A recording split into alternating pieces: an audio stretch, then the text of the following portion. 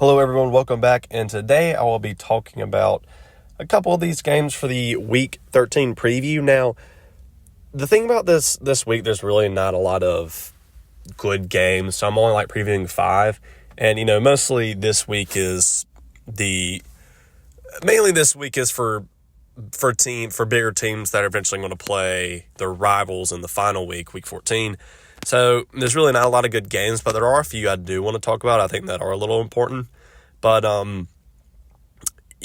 also right now I am actually in my school parking lot. Fun fact, I just got here really early. I had breakfast with some friends real early in the morning, and I thought I'd just make this video before I go into school because I don't have anything to do. We'll sit in the car. But anyway, let's get into this. So first off, we have USC versus Oregon. Here's the thing. I am, as y'all might know if y'all have watched my videos or really any other sports channel videos, Oregon has kind of been a hot topic recently because they have, I think, gotten a lot better than what they actually deserve. Because you have them being ranked ahead of Notre Dame, Alabama, Oklahoma, teams that have, sure, Oregon has one loss, but they have literally played no one outside of I would struggle to say Iowa's a decent team. They're decent, but they're not like every other team in the top 12 has a win better than that. So, and that's their best win. So, Oregon, and that's why also I've been very, anti-Oregon. They don't deserve to be in the playoffs. If Oregon, to me, you have to play good competition if you want to be deserving of playoffs. Or, I guess, in Ohio State's case, look really good and also be a national championship winner from the previous season, which don't even get me started on Ohio State. But as for this matchup, obviously a lot of people are picking Oregon to win this game because it is a home game for Oregon. But I don't think Oregon is that great. They haven't looked very good. You saw it against Wisconsin. You saw it against Iowa. You saw it against Penn State. Dante, I thought, when Dante Moore went out there against Penn State in that defense, I thought at the time, Dante Moore, I was like, yep, he's the Heisman quarterback. But not only has he struggled, they have not really had much success at all on offense this year outside of their cupcakes. So, I don't know. I don't trust this team really at all because, again, they play no one. And USC has, they've played Notre Dame. They played Illinois even though they lost. They played, and those two teams they've lost to, but they've also competed in both of those games. And they've blown out a top 20 Michigan team. So I think they at least have a bit more experience. And their quarterback, I've heard he's been really, I keep forgetting his name, but I've heard he's been doing really good. They can run the ball well. Their defense has improved. See, that's the difference between this year's USC teams and other USC teams. It's because this USC team, they have a slightly improved defense. Honestly, I'd say a quite improved defense. It's not great, but last year USC, their defense was awful. They literally just had to win by, they were in the Ole Miss, the LSU treatment. Last year, all them. Just outscore your opponents and just hope your defense comes up with a stop. But this year, I think USC can actually rely on their defense. So I think the way this game is going to go, I think Oregon, you see their offense has struggled. I think the strong suit of this Oregon football team is their defense this year, which I actually think is, pretty decent.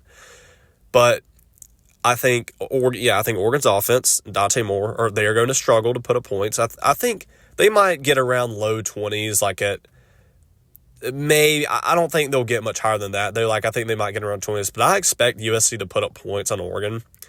I think it'll be close, don't get me wrong, but I just trust USC more, so I'm picking USC to win this game. I think it'll be okay, if I'm coming up with a score prediction here, I'm going to say USC 27, Oregon 24. That'll be my prediction. It's going to be close, but I think USC gets it done. Next up, we have Georgia Tech versus Pittsburgh. Now, the main reason I'm talking about this game is because if Virginia, or I mean, if Georgia Tech loses, then that will put teams obviously Miami and Virginia because Louisville, I don't think Louisville has 3 conference losses. I think they lost to Virginia, they lost to Clemson, and then they lost to someone else. But they're not. I think their loss is Cal, and they're out of conference. So technically, all those teams will have 2 conference losses. So that could really stir things up in the ACC.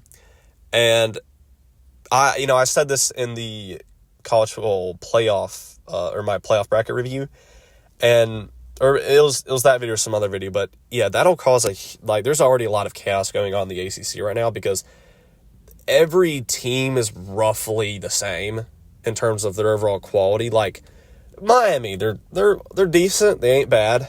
Virginia, decent, not bad. I mean, people were saying, they thought Miami was going to be, a top 3 team, and I thought Miami and Ohio State were the national championship contenders, but come to find out, they've just been playing mediocre football.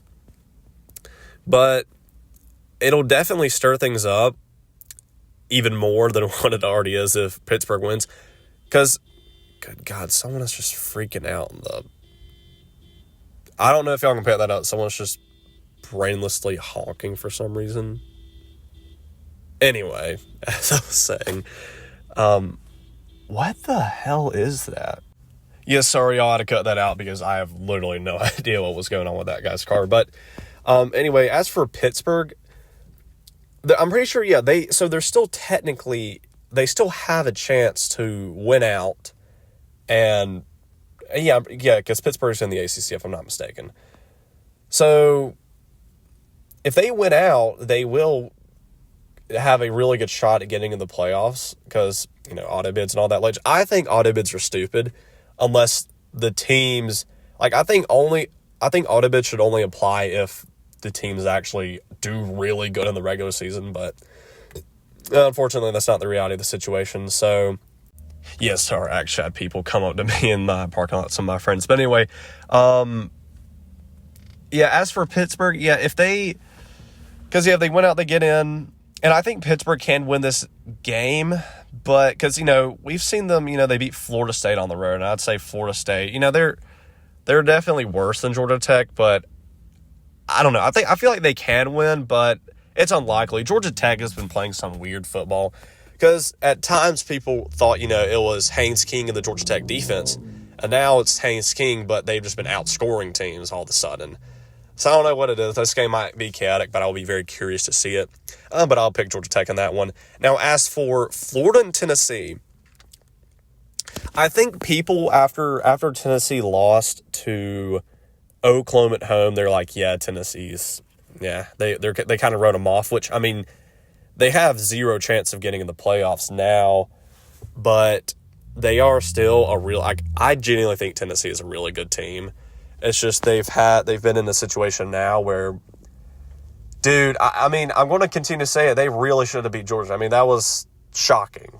I mean, that was one of the most wild football games you're ever going to see, and they just blew the game. They also blew it against. Okay, they didn't blow the game against Alabama, but again, if Tennessee doesn't throw a pick six before half, I mean, it changes from a 1-score game going into the second half to a 3-score game going into the second half.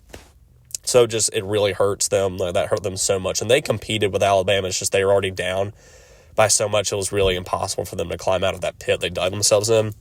And then Oklahoma, oh my gosh. I mean, that was worse than the Georgia. Okay, it wasn't worse than the Georgia game, but I mean, Joey Aguilar was just gunslinging out there. I mean, he either got a 30-yard completion or he threw an interception. It's just either one. And the sad thing is, the defense actually did pretty well. I think a lot of people thought Tennessee's defense wasn't that great after, they played Mississippi State, after they played Georgia and Kentucky, which, I think those were really bad defensive performances. But we saw against Alabama, and now granted, has Alabama's offense been great this year? No, and we also saw it against Oklahoma that they just really worked. They put pressure on them a lot.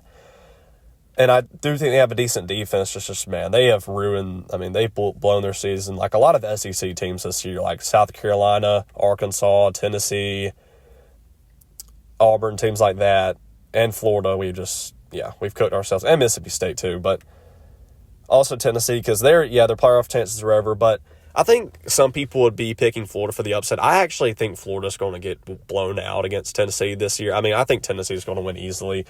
DJ Lagway is not going to be able to keep up with the Tennessee offense, and he's going to struggle a lot. Tennessee's front seven, really good. I think Tennessee gets it done easily. Moving on, we got Cincinnati and BYU. Now, here's the thing. This is a really interesting game because as you all know, I'm not the biggest BYU fan. I said it, a couple weeks ago, and I'm going to continue to say it. This is what they do. They get to a point where they're like 7-0, 8-0, but I'm telling you, they're going to start. Towards the end of the season, they're going to fall off. They're going to start losing games. And now, I mean, you clearly saw it after they played Texas Tech. They got absolutely demolished. And I think now they are going to be playing a Cincinnati team on the road. And granted, yes, Cincinnati, they got absolutely blown out by Utah, who BYU did beat. But it's at Cincinnati. It's a road game. It ain't easy. And Cincinnati, they're not, I mean, from what it looks like, they're not a bad team. I haven't watched any Miami football or Cincinnati football, but from what I've heard, and they're not too bad. And genuinely, this is a trap game for BYU because, I mean, yeah, you might see a Cincinnati team that, might have slightly fell off, but you got to keep your guard up against these teams. I mean, these literally are trap games. BYU, good God, someone's just blasting. What is that, death metal trap? I don't know. But anyway, I think BYU still win because I still do think BYU is a decent team, but I'm just saying I would not be shocked at all if BYU loses. I mean, this is what this team does, or this program does. They get to a point of looking like they're going to make it to the playoffs. Right now, we're 7-0. We're going to be sitting really good. But I'm telling you, this is where BYU is going to fall off. I still think it's safe to pick them in this game because, again, they're a good team, but it's just you don't know what's going to happen with this team. So I'm going to stick with BYU, but keep your eye out for this one. Now for the final game I wanted to talk about, Oklahoma versus Missouri. Now, I do think that there's a pretty good chance, obviously, Oklahoma wins this game. But I do think this is also kind of a trap game for Oklahoma because Oklahoma right now, you get really high, but you get really high after you beat Alabama on the road, Tennessee on the road. So they are at a point right now where they're probably feeling like they are the greatest, right? Or, I mean, they might not think they're greatest, but I mean, right now you get to a point after you beat two top 10 teams on the road, or Tennessee wasn't top 10, I don't think, but two really good football teams on the road, and one of them at night. But it's just now, so Oklahoma, I don't know how they're going to treat Missouri going into this game. I don't know if they're going to keep up the energy or not against Missouri because this is one of, if not the best rushing teams, meaning the best rushing defense, or technically Ohio State, but also Oklahoma. So it's going to be really interesting to see how Ahmad Hardy and all them do against this Oklahoma defense that has been ferocious against pretty much every team except maybe Ole Miss, who just absolutely cooked them. So I don't know. I think Missouri is going to struggle to pass the ball. They cannot pass the ball. Or they should be. I mean, I wish they were able to, but it's looking very unlikely because they can't. And I think that's really what's going to come down to. I'm picking Oklahoma to win. I'm obviously going to take Oklahoma to win because I think that they're the better team. But I think this game could get really close. I think, again, Oklahoma's offense has not been very good this year. Sure, you see they scored 30 against Tennessee, scored 23 on the road at Bama, and their offenses look good at times, but it's just been they haven't played that good. You know, like John Mateer, he's been a really good quarter. Like, I think he's one of the better quarterbacks in the nation. Like, I think I'd say he's like maybe top 5. But it's not saying much because honestly the quarterbacks aren't very good this year. And he's not been winning them games. And I think Missouri's defense is pretty good. I think they will give them problems. I think it'll be a low-scoring game. But it comes down to who do I think can run the ball better and who will come up big when they need it the most. And right now, I think we see Oklahoma's defense. They've been able to create problems, create turnovers, give the offense a chance. I think John Mateer, he's made some nice. He's made some good drives when they really need it. I think that just Missouri's inability to really pass the football. Like I get and that's the problem with teams like Auburn this year. Like that's the problems we've had. Is we're a really good running team, but you have got to be able to pass the football if you want to compete in games, and it's just. We literally can't do that, and Missouri has the same problem, so it's just like I can't trust Missouri because, Ahmad Hardy, sure, he might get off to 100 rushing yards, maybe in the first half, maybe in the first quarter. He might break one off in the first quarter to get a 6-yard rushing touchdown, but I'm telling you, Oklahoma's defense, they're gonna catch up, they're gonna lock in, and then Missouri, they are not going to be able. I'm going to go and say it, Missouri. I don't think they will be able to move the ball in the second half. I think Missouri's defense is going to get really tired because, that Oklahoma offense, they play very conservative. They don't try to do anything crazy. They just run the ball, try to get try to have long drives, maybe get a field goal because their kicker is absurd. I think Oklahoma will slowly chip them out of the game. But if Missouri gets out here, gets a really early lead, by 7-10, 14 point. I mean, you're talking about, I think Oklahoma is going to have some serious problems. I think this could be a close game that people should be keeping an eye on. Again, I'm going to pick Oklahoma because I think they're the better team, and it's at Oklahoma. But I'm just saying, keep your eye on this game. It could be a good one. But anyway, that has been my preview for Week 13, and I will see you all probably in my review. So, see you later.